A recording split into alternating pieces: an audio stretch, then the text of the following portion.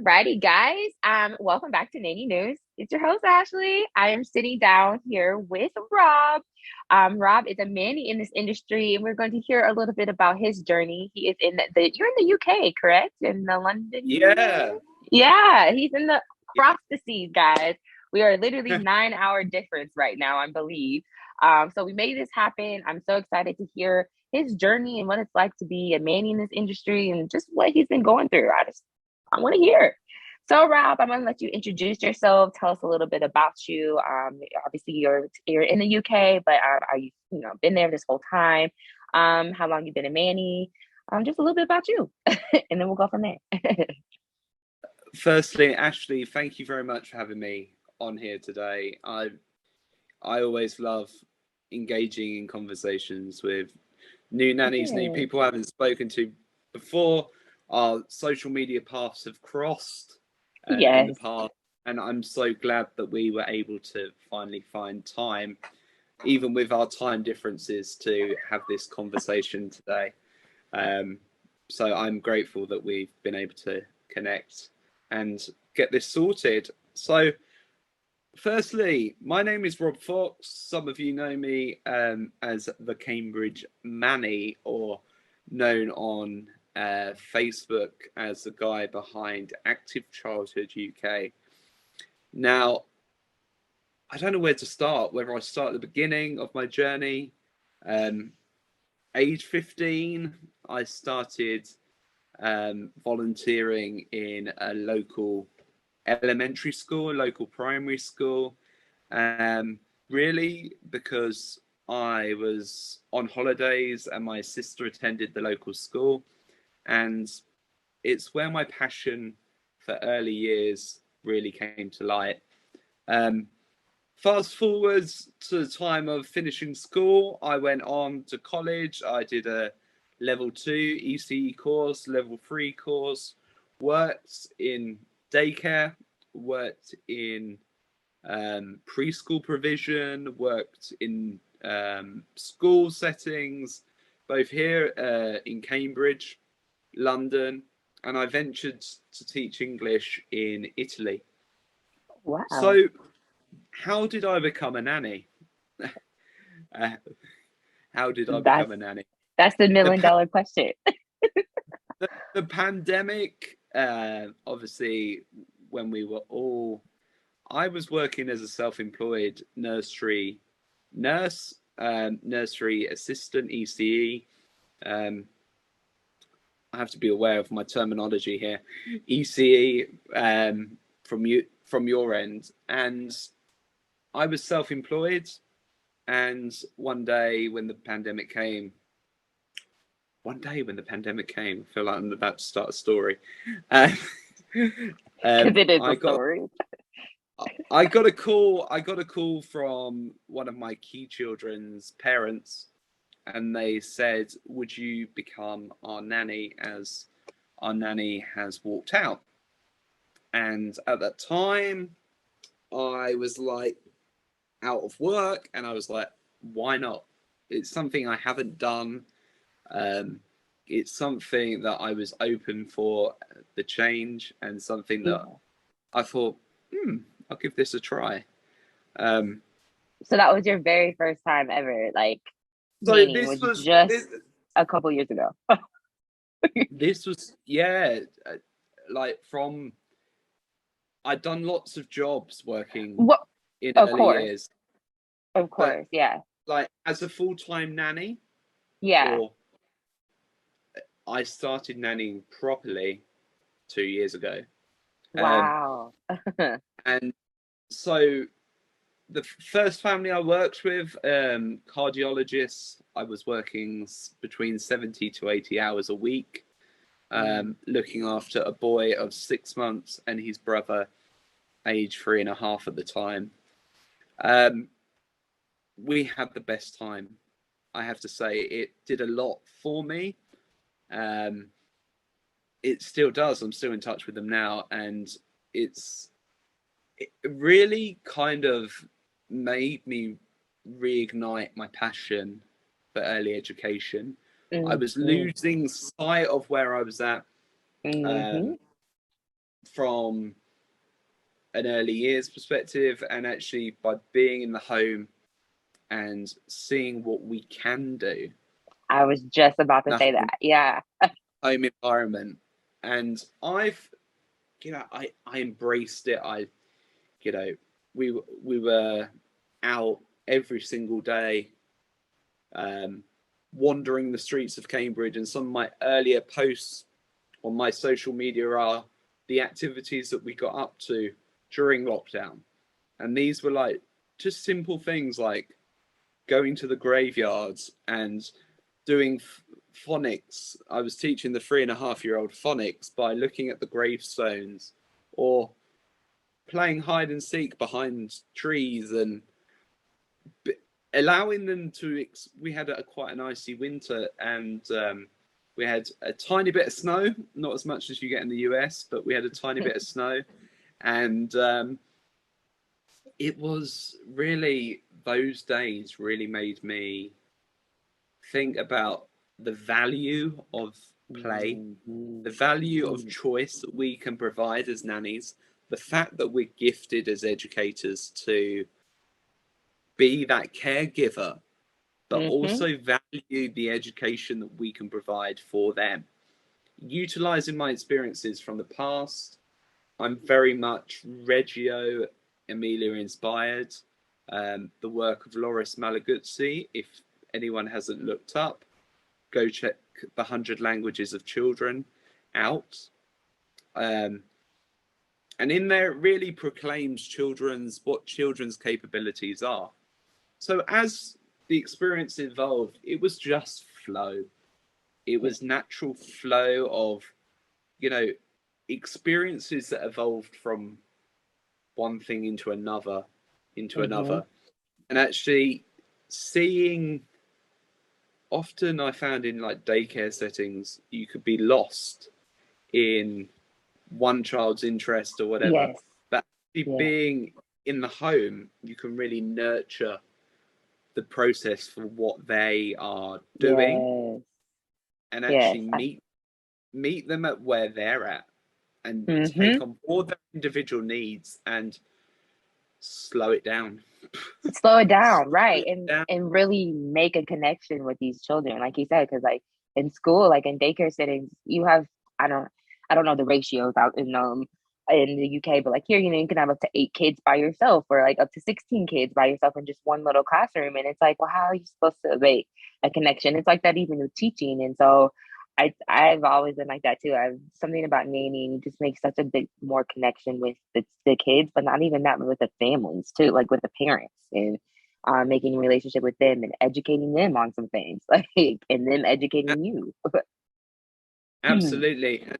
It's also recognizing our differences in opinions and Yeah. values, and learning about different cultures, and learning about the way people, the way the parents Hmm. were brought up, and Yes. understanding from a cultural perspective. So I was working with the one of the cardiologists was Greek and the other was German, and for Mm. me it was an interesting dynamic to try and work out how we can utilize my knowledge, but also understand their own professional background and their own professional way that they were brought up to Hmm. look after their children and make sure that their children were being cared for and nurtured holistically. Yeah. No, yeah, that's so cool. So I kind of want to jump here. I've noticed on your page, you were a 2022 Nanny of the Year finalist. And Yeah. how was So that? How did you feel about that, receiving that, or how did that go about? Did you know you were getting nominated, or did you yeah, like how did you know? Or did you nominate yourself? So let's know. What does it feel like to be a actually, finalist? to be honest with you, these things all come as a shock. Um, Yeah. and when you do your job, you don't do it to be recognised. You do it to be, and I was, if I'm honest, I'm still overwhelmed to this day that I I was even considered to be a part of it.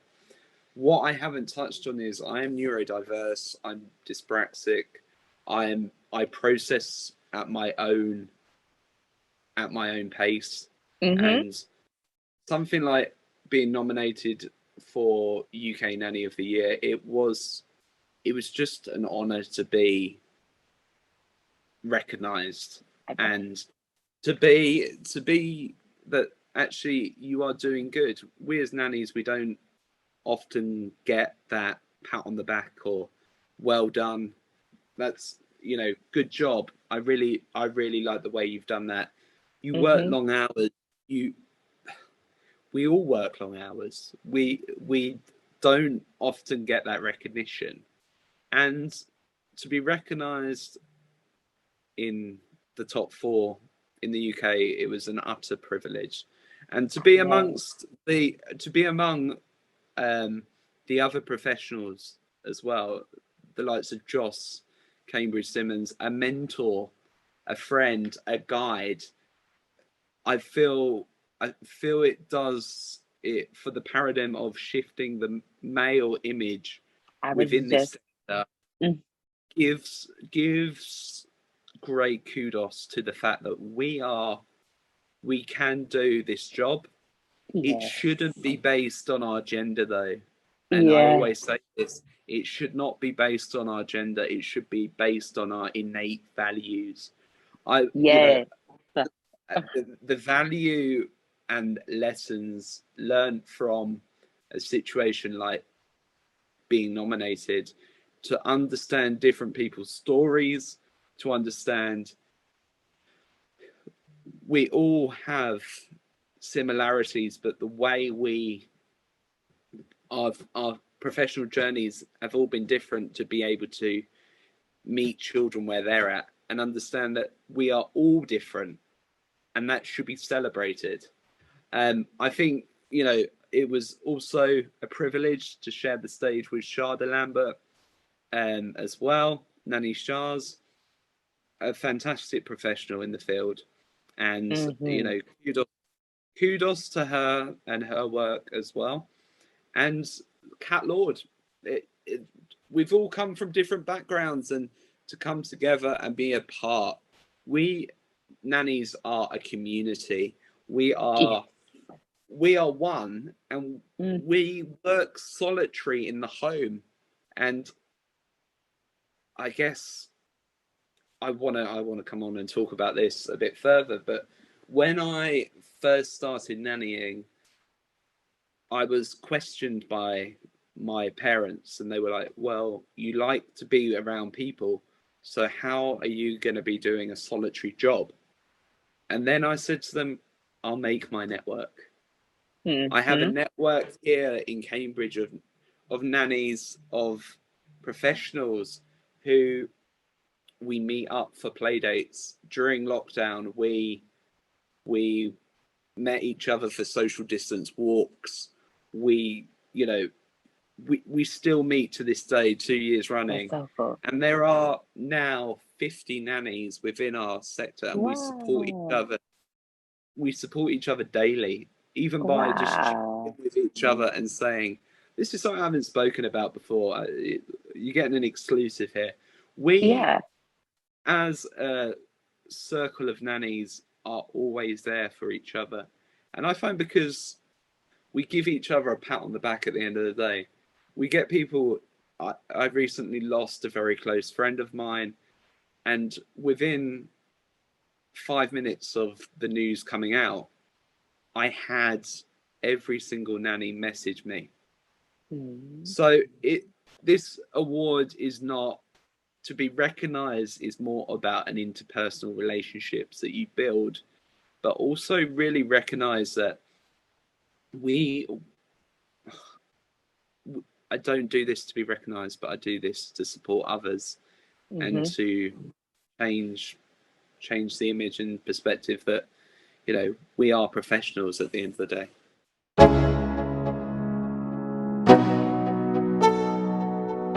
Quaker I went to a Quaker school, Yeah. and I try and see the good in everyone. And Uh-huh. it's really seeing these conversations that are happening at the moment, really recognizing that actually we are a community that care for young children, and it should be less of a tick for tack and more of a, you know, let's support each other. Let's, oh, you've got a great idea. Let me talk about that. Let me share this idea. Okay.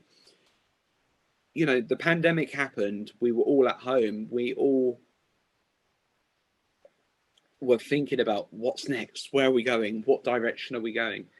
But for me, being around the children gives me my purpose, gives me my purpose of where they're at and where I want them to be, because I understand child development. I Mm-hmm. understand the research. I understand the growth and where they need to be at.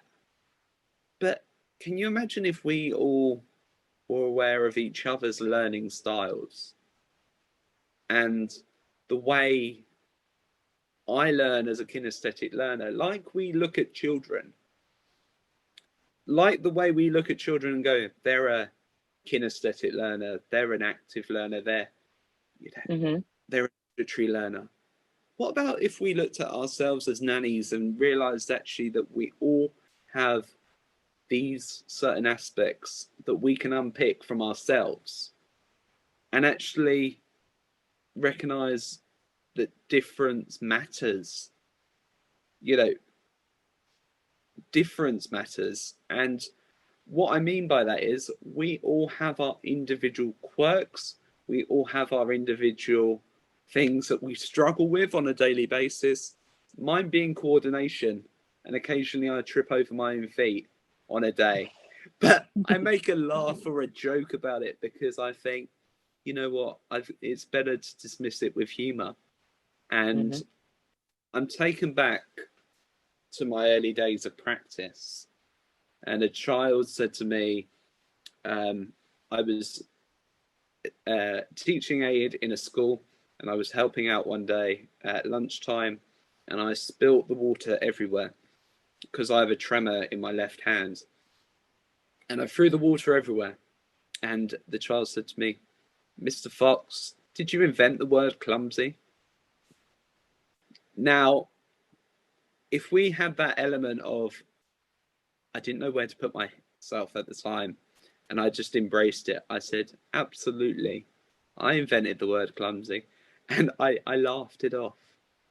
So I know there's certain situations that we can't and we've got to tackle when we're in action, and you know, there are issues within our industry. But going back to you talking about relationships and building relationships with parents and the relationships we build with young children, that is the most important aspect of our job. That is why we are there to care for them, to recognize who they are and where they are. We are blessed with our Yeah. experience that we can give to young children. The fact that we need professionalizing and being told, a recent comment that came up to me was, "You're a very expensive babysitter." And I questioned it. I said, I've never sat on a baby in my life, but also it's the image of what we do. You know, we are child carers, we are nannies, we are providers. It is. Maybe it would be an important that we change our name, or there are too many names in this industry of what we do, and people in, there needs to be a society paradigm shift to realize that actually what we do is the most important work, and it, people can't go out and be doctors or lawyers or high flying jobs, or even going to work. I've got a parent who works in retail. They can't go and do their job if it wasn't for us. And actually, the value on us needs to be one of we are important, we do matter as a sector. We are we need to raise the bar even higher now, and it's down to people like us to make a change, shift the now, make a reality a reality. Let's stop talking about, professionalizing the image. We need to put steps in place, and we need to make sure that we build with our organizations such as INA, NACI, UK, NDNA, even nanny insurance companies, Morton Michelle, talking to them and collaborating and actually saying, nanny tax. We are professional caregivers. We care to educate, but we care to love what we do. And actually, we need to be recognized, not just from a monetary perspective, but just as a society, you know, bar as such that Yeah. needs to be shifted even higher. No, I totally agree with you. Like, I mean, we've been making some, doing some changes in here and there throughout this industry for the past few couple of years. But I mean, I do agree with you. We still have a lot of work we can still do, guys. And that's working with I think our first step is working within ourselves as a community, the way we talk to each other, the way we respond, respect each other's opinions. And there's, like you said, the way you think. Some people are, may ask a question and they have no knowledge, and you may have everything about it. And you can't judge that person because they don't know it. There's millions of us in this industry, and like we're very unique, and I couldn't agree with you more how we just need to learn how to start coming together, start having conversations about how to respect each other as people, as nannies, because our sole job is to take care of I, children. I think as nannies, but as people as People, well, yeah, yeah, as which I people mean, as well, and the skills that we have, and not being afraid to share our knowledge, but yeah. also being seen to be a helping hand. Mm-hmm. The youngest nannies that I know, um, in Cambridge and surroundings, ask me ask me questions about my experience, and it's not done on a patronizing level. It's purely, how would you handle this situation? What would you do? I'm having a tricky situation with my boss. What would you do, Rob? And it's to be there as a support and a guide to help them along the way. You know, 2 years, I've still got mentors in this industry who help and guide me daily and tell me, Rob, you need to be sticking up for yourself a bit more. Rob, you need to make sure that this is in place. And that goes, I've got two nanny mentors. Actually, I met one of them today, and she made me laugh. She said, I don't know what's happened with you, Rob. I said, why? Why? Her name's Nina. I said, why, Nina? What have I done? She goes, you're so organised. And I went, me? I'm always organised. She goes, the first time we ever met up, I turned up with one diaper and some wipes for a day out. And she was like, now you've got your changing bag and you're all organised, and you've got like multiple changes of clothes for the children, and you've got activities that the children, if I'm in a local park, children will gravitate towards the buggy, because the stroller, because Mm-hmm. they know they can find like chalks and magnifying glasses and pieces of fabric and whatever underneath the stroller, and or on top of the stroller, depending what one I've got. And you know, just the freedom of childhood. And like I said, I wanted to, reflecting back, I want to read. Um, I'm going to read the 100 languages, um, to you, and I always end or include this in my talk, because actually, for me, seeing the simple things that we do, the interactions that we have, the vibes that we have with our children each day. So I'm going to read it to you. It's a poem written by Laris Mulagutzi. The child is made of 100.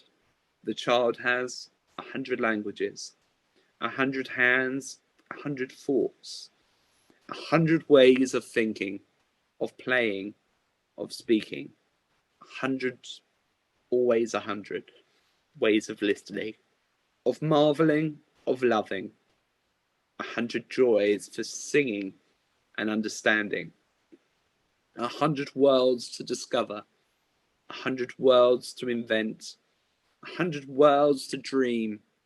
The child has 100 languages, and 100 more. But they still 99.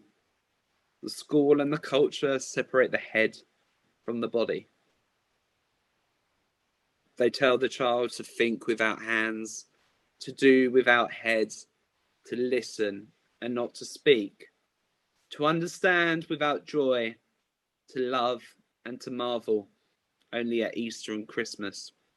They tell the child to discover the world already there, and of the 100, they still 99. They tell the child that work and play, reality and fantasy, science and imagination, sky and earth, reason and dream are things that do not belong together.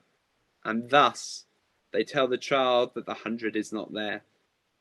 The child says, no way, the 100 is there.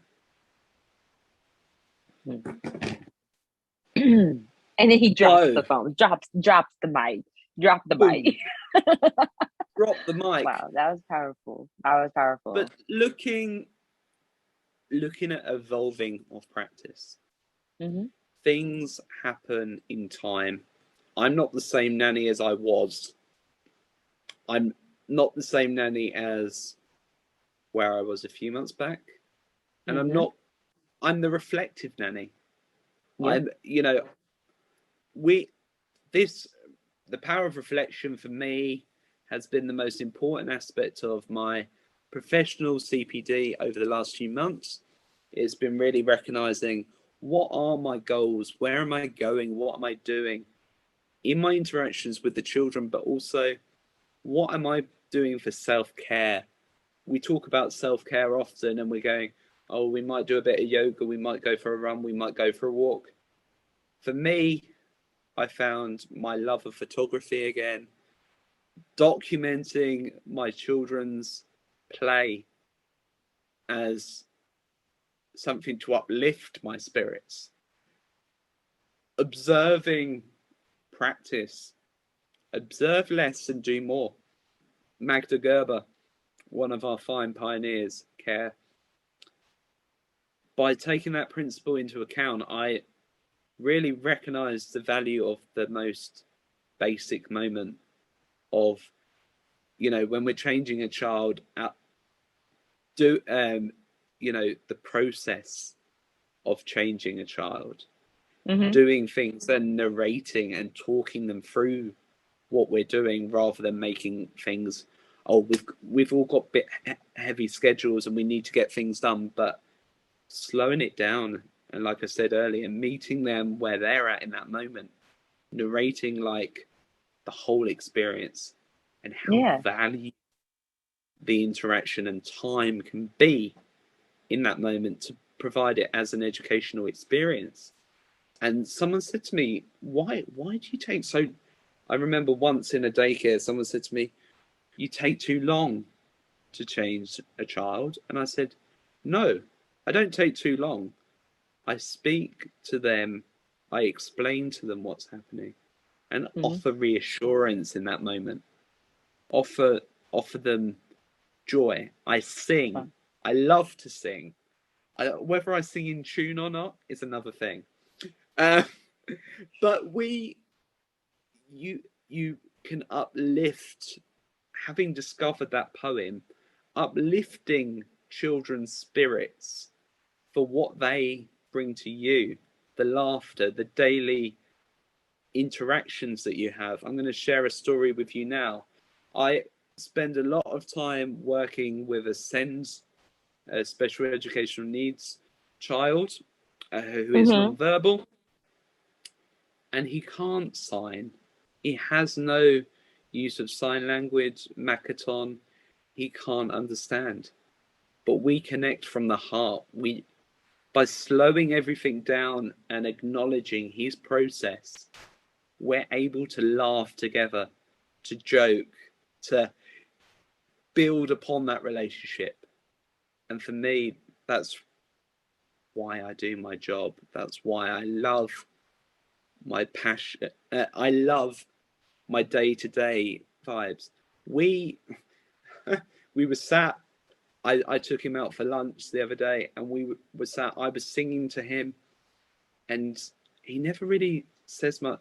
He can't speak, but he doesn't often give much back. But he started yodeling and Mm. repeating what I was trying to say, and I just found it a magical moment. And I it's bet. because I allow him to be. I don't judge. And I've said this before. Labels belong on designer clothes and not on the back of the unique child. But a key message today is, let's not see our individual needs as something that can hold us back. I've embraced my own individual needs through being neurodiverse, through understanding my own personal journey to now, to meet that child where he's at, and the value of the relationship that we've built is one that is purely special in our interactions and our day-to-day activities that we do. Yeah.